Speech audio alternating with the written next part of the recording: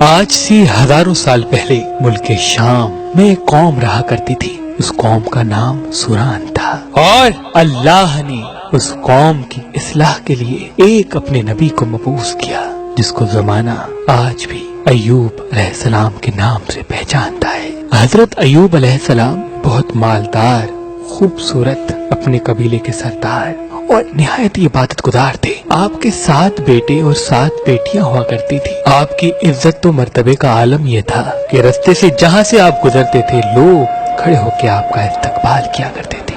امام علی علیہ السلام نے فرمایا، جب اللہ کسی کو عزیز رکھتا ہے تو اسے صبر سے آزماتا ہے. تو بس اللہ نے اپنے بندے ایوب کا امتحان لینا شروع کر دیا.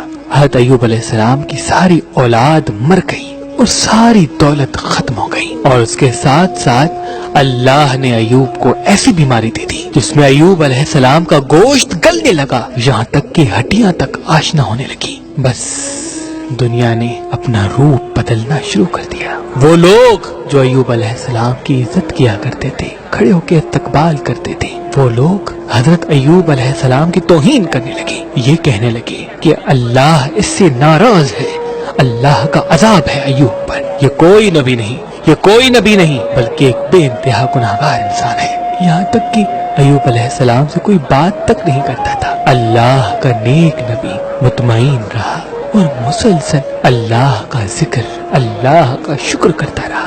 لوگوں نے یہ فیصلہ کیا کہ جو بیماری ایوب کو ہے ایسا نہ ہو کہ ہمارے بچوں کو ہو جائے. اٹھاؤ ایوب کو، اسے ہمارے محلے میں رہنے کا کوئی حق نہیں. بس لاٹھیوں اور کپڑے میں لپیٹ کر ایوب علیہ السلام کو کچرے کے ڈھیر پہ پھینک آتے ہیں. بس ایوب علیہ السلام کے ساتھ ان کی بیوی اور ایوب مطمئن رہ کر اللہ کا ذکر کرتے ہیں، شکر کرتے ہیں. جب کھانے کے لیے کچھ نہ بچا تو ایوب علیہ السلام کی زوجہ لوگوں کے گھروں میں جا کر کام کیا کرتی تھی. وہ جو تھوڑی سی اجرت ملتی تھی اس میں سے حضرت ایوب علیہ السلام کا علاج کراتی تھی. لیکن ایوب علیہ السلام اللہ کے ذکر و شکر میں مصروف رہے. تاریخ میں لکھا 12 ماہ یا 18 ماہ مسلسل ایوب علیہ السلام کی بیماری بڑھتی رہی. ایک دن آپ کی زوجہ نے کہا، اے اللہ کے نبی، آپ اللہ سے دعا کیوں نہیں کرتے کہ اللہ آپ کو شفا عطا کرے؟ حضرت ایوب نے مسکرا کے کہا، مجھے یہ بتاؤ ہم نے خوشحالی میں کتنے برس گزارے؟ ان کی بیوی نے کہا کہ تقریباً 80 سال. تو آپ رونے لگے اور کہا، 80 سال تک خوشحال رہے تو کچھ تھے، ابھی 1 سال سے اللہ نے امتحان لیا تو میں ہمت کو ختم کر دوں. جب تک اللہ اپنے بندے کو آزمانا چاہے میں امتحان دوں گا. یہاں تک کہ حضرت ایوب علیہ السلام کے جو جسم پہ زخم ہوا کرتے تھے اس میں کیڑے پڑ گئے. اگر کوئی کیڑا گر جاتا تھا ایوب علیہ السلام اس کو اٹھا کے اپنے جسم پہ رکھ دیتے تھے اور کہتے تھے، شاید تمہارے لیے اللہ کا رزق اللہ نے میرے جسم میں رکھا ہے، تم کھاؤ اگر اللہ کی یہ مرضی ہے تو. بس جب لوگوں نے حضرت ایوب علیہ السلام کی زوجہ کو کام دینے سے بھی انکار کر دیا، لوگوں نے یہ چاہا کہ ایوب کی بیوی ہمارے محلے میں آتی ہے، ایسا نہ ہو کہ یہ ایوب کے ساتھ رہتی ہے، ایوب کی بیماری ہمارے بچوں کو نہ لگ جائے، اس کو کوئی بھی محلے میں نہیں بلائے گا. بس ایوب علیہ السلام کی زوجہ رو رو کے کہنے لگی، اے اللہ کے نبی، اللہ سے دعا کرے. تو ایوب علیہ السلام نے ہاتھ اٹھا کر کہا، اے اللہ، یقیناً تو رحم کرنے والا ہے، اپنے بندے پر رحم کر. بس یہ کہنا تھا تو آواز غائب آئی، ایوب اپنا پاؤں زمین پہ مارو، وہاں سے چشمہ نکلے گا، اس سے نہاؤ.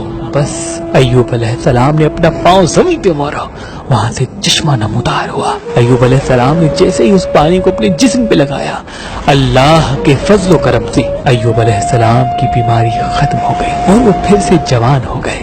اور اللہ نے آسمان سے سونا برسانا شروع کر دیا، اور اللہ نے ایوب علیہ السلام کی بیوی کو بھی جوانی بخش دی اور 23 بیٹے اور 27 بیٹیاں عطا کی، اور وہ پہلے سے زیادہ خوشحال و شادمان ہو گئے. بے شک اللہ اپنے بندوں پہ رحم فرمانے والا ہے. اللہ کے محبوب حضرت محمد مصطفیٰ صلی اللہ علیہ وآلہ وسلم نے فرمایا، زندگی میں جب بھی امتحان آئے تو ایوب علیہ السلام کے امتحانات کو یاد کرنا اور یہ یقین رکھنا کہ زندگی کا اصل نام امتحان ہے. جو اللہ کے جتنا قریب ہوگا اللہ اسے اتنا ہی امتحان سے آزمائے گا تاکہ جنت میں اسے عظیم مقام عطا کر سکے. بے شک وہ عدل فرمانے والا ہے.